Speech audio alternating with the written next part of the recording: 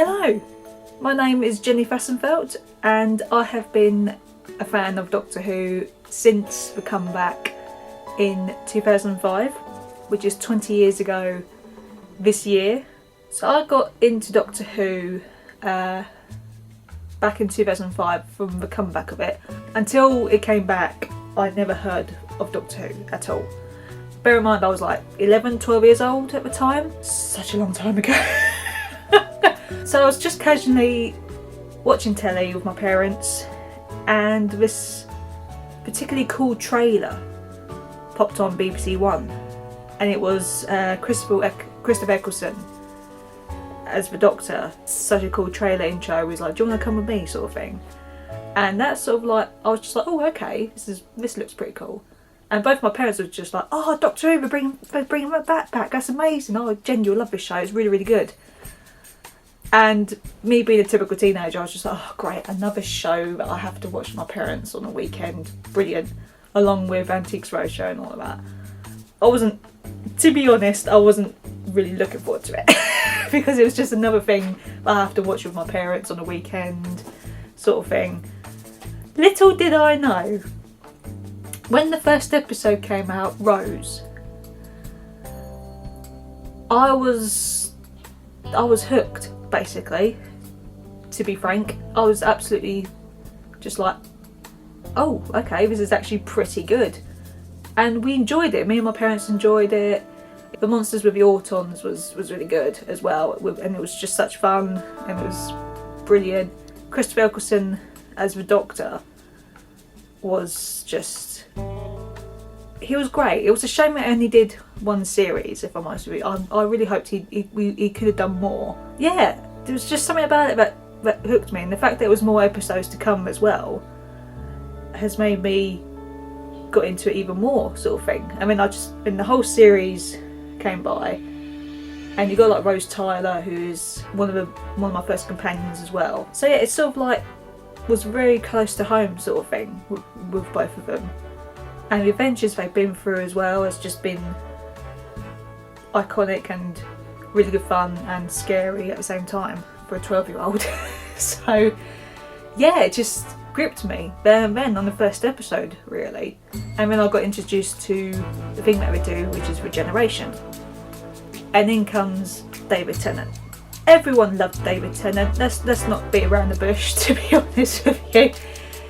Being a teenager, you know, hormones and all that going over the place, David Tennant was the guy back in the day, you know, during the 2000s, really. So everyone was talking about David Tennant at school, really. All the girls was talking about David Tennant at school, to be honest with you. And he grew on me instantly.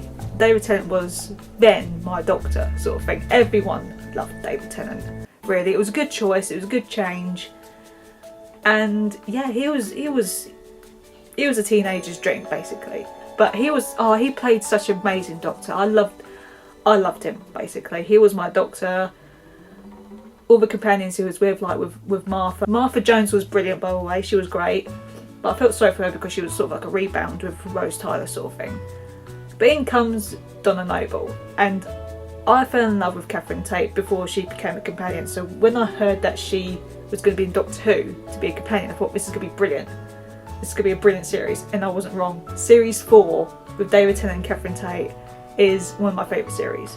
Those two are so brilliant together. They just make such amazing chemistry with each other.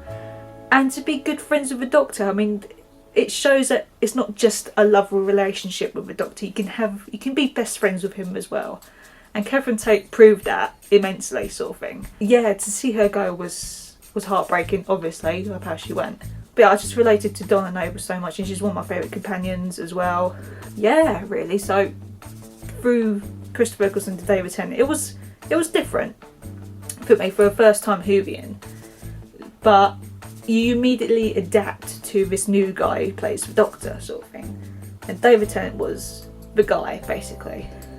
And when it got to him leaving, of course our hearts were broken, sort of thing. And then his regeneration episode was, even if I watch it to this day, it will still break my heart completely. I will still cry through the episodes even though I know what's going on. It was literally like, goodbye David Tennant, and hello to another young doctor, Matt Smith. At this point I was going through secondary school, so I was going through my late teens at the time, and Matt Smith was another David Tennant basically for the next young generation, sort of teenagers really. And everyone was all over Matt Smith. Everyone was all over Matt Smith. But I was still getting over David Tennant at the time. Not gonna lie, because he was still my doctor, and I was just like, Matt Smith's okay, but David Tennant. But no, don't get me wrong, Matt Smith era was brilliant. Stephen Moffat did a good job of taking over Russell T Davies, who was the genius of bringing back Doctor Who, along with other amazing people as well, like Julia Gardner as well. So yeah, for Russell T to leave was hard as well, because his stories were great, but he left with David Tennant, which was understandable. And then in comes Stephen Moffat, who took over the role of showrunner, and he did like amazing episodes like The Girl in the Fireplace, which is such a brilliant episode. Of course, The Empty Child as well. So it was a given that he was going to be the next showrunner. But yeah, Matt Smith did a good job. He really did a good job. It was sad to see him go. There's a few iconic episodes like The Weeping Angels and Silence, obviously, and The Monks as well. Amy Pond was a brilliant companion, and Clara Oswald was one of the girls' favourites, still is to this day. So when Matt Smith was leaving, there was a humongous change to the age with the Doctor. And Moffat was really clever of doing this in my point of view, because he's showing that the Doctor isn't always young, he can be old as well, he can be in different age and different, different gender sort of thing. So in comes Peter Capaldi. Now, before I got into Peter Capaldi, I was all over David Tennant. Then Peter Capaldi came in and he just instantly became my Doctor, basically. As much as I love David Tennant, he's still on the top high of the list, but there's something about Peter Capaldi that just showed the Doctorness, if that's a word. But he literally, it was like he was meant for a role instantly. Like, he was literally the Doctor. There's no two ways about it. Capaldi just, and I'm not just saying that because I love him, he's my favourite actor and all that. I'm just saying because I didn't know Capaldi that well before he became a Doctor, until they did this like half an hour special show of revealing the next Doctor. And I was watching this interview with Capaldi, and I was like looking at him like, actually no, I think he's going to be okay, I think he's going to do alright. So I was one of the lucky ones to get into the screening of Deep Breath, his first episode. And I just instantly fell in love with the guy. Honestly, his Doctor was just there. That first episode, Deep Breath, was just brilliant. I thoroughly enjoyed it. He showed so many different characteristics of the Doctor. He could be funny, he could be goofy, he could be serious. Oh, he does serious very well, not gonna lie. But it was just something about Peter Capaldi that I just loved, and he just did the Doctor justice, really. And his first series was good. Second series was not so bad until you see Heaven Sent. That episode is literally Stephen Moffat's chef. Literally, that sort of episode. I absolutely love Heaven Sent when it's just Capaldi doing his best work, and he did it beautifully. He showed the Doctor in so many different situations, so many emotions as well, of losing his beloved companion Clara, and it was something. Heaven Sent is just beautiful, really. It's well directed, it's well filmed. The music from Murray Gold is amazing as always. I just can't put to words of how much I love Capaldi as the Doctor. He is my Doctor, basically, as I'm sure he is with everyone else. I mean, he's got a new companion, Bill Potts, who I absolutely loved. Those two just worked so well. I absolutely love Bill Potts. She's my second favourite companion compared to Donna. They just work so well. But again, they're good friends, sort of thing. She's literally like a granddaughter to him, which was a lovely relationship between those two. And I loved that so much from them two. And it was just a shame it was just one series with them two, because I would love to see him in more series as well. Yeah, it was, when I heard Capaldi leaving, it did break my heart, but if you have to go, you have to go, sort of thing, really. So it's fair play to him. But he did a brilliant job as the Doctor, he really, really did. And I hope he does like cameos or Big Finish soon, one day. And then in comes a massive, massive change. Stephen Moffat passed the torch to Chris Chibnall, and Chris Chibnall has decided to bring our very first woman Doctor, played by the amazing Jodie Whittaker. And honestly, hats off to the girl. She did a brilliant job. It is obviously big shoes to fill, being the first woman Doctor. I enjoyed her Doctor. She was very very different to what we had in the past with the other Doctors. She did really well, and she gave us girls hope that there are roles out there that we can do, sort of thing, like the Doctor can be a woman. It gave that wonderful opportunity for all genders alike, that the Doctor is an alien. They can change who they like, any gender, any form, anything they like, basically. And to be the first woman Doctor, she did amazingly well. I personally enjoyed it. I enjoyed having the first woman Doctor. And when Jo Martin comes in, she was iconic. She was brilliant, and I hope to see her in more adventures to come. So yeah, the two girls, Jo Martin and Jodie Whittaker, they were amazing together. They really, really were. And then we had the return of David Tennant playing the 14th Doctor for the 60th special of Doctor Who. Wonderful to see him again as ever, and Catherine Tate back as Donna Noble, and we got Wilfred back as well for the last time, bless Bernard. And yeah, it was great to have him back, and Russell T is back. It felt like I was back in 2006, you know, I was that teenage girl watching Doctor Who again, and it was such a heartwarming thing for me as a nerd and a fan of the show since the beginning of the comeback. So it was just really nice to see them back together again, sort of thing. And the 60th specials are amazing. I loved each episode.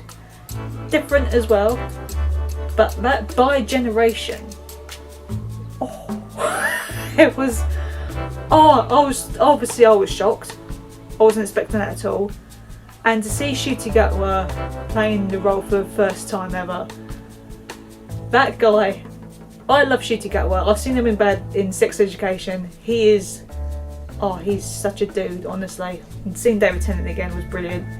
And his departure of being the Doctor was just a lovely touch, really, especially for us nerds who's been there since the beginning.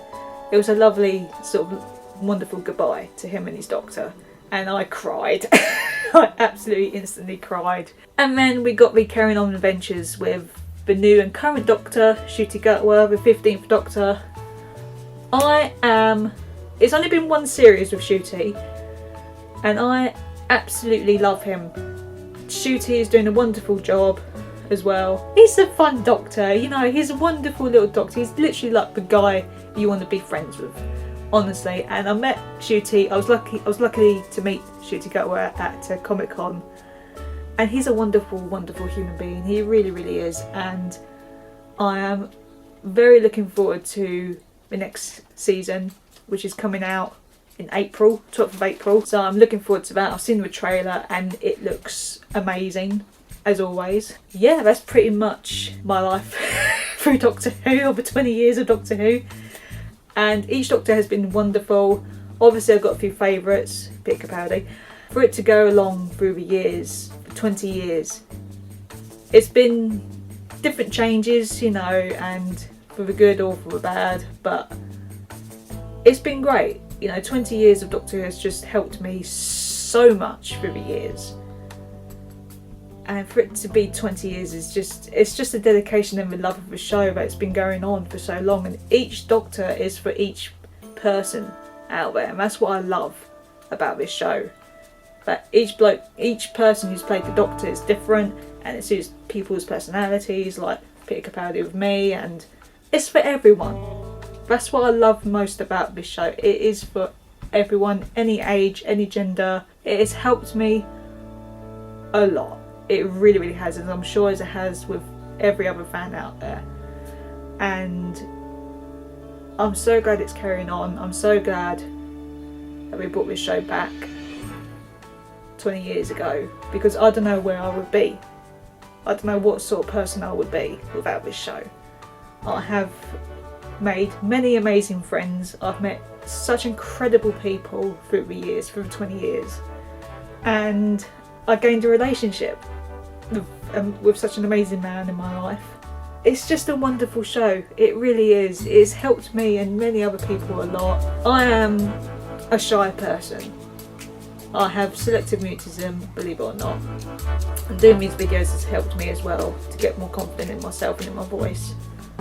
And Doctor Who has helped me through a lot of troubled times, and has gained me with my confidence to talk to people, to talk to guests as well through my artwork with Doctor Who.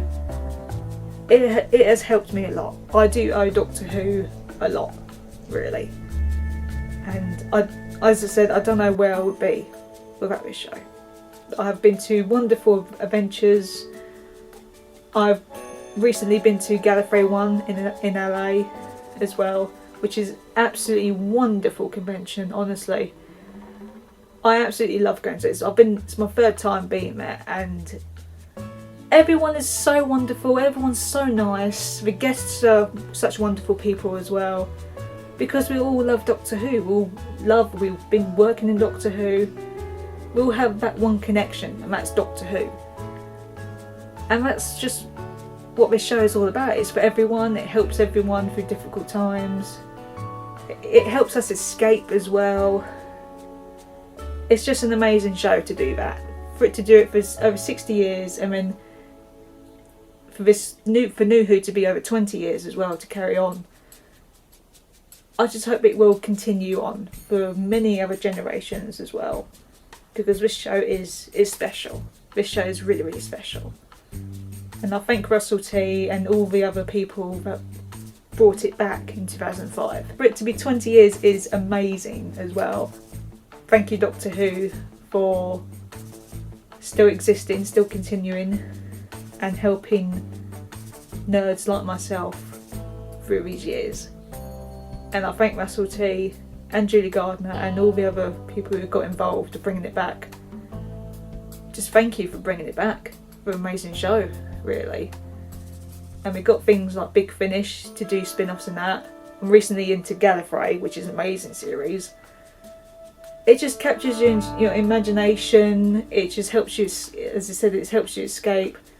And creativity is beyond comparison, really. And it's just been a wonderful 20 years of my life, really. I can't wait for the future with Doctor Who, really. So, yeah. There we go. Happy 20 years to New Who. And yes, new series of Doctor Who with Ncuti Gatwa and a brand new companion is out on the 12th of April. Looking forward to that. Really looking forward to it. So, yeah. Thank you for watching this video. There'll be more videos to come for my adventures at Gallifrey 1 this year. There will be more videos coming soon. But this is a special video to celebrate 20 years of New Who. I'll see you guys very soon.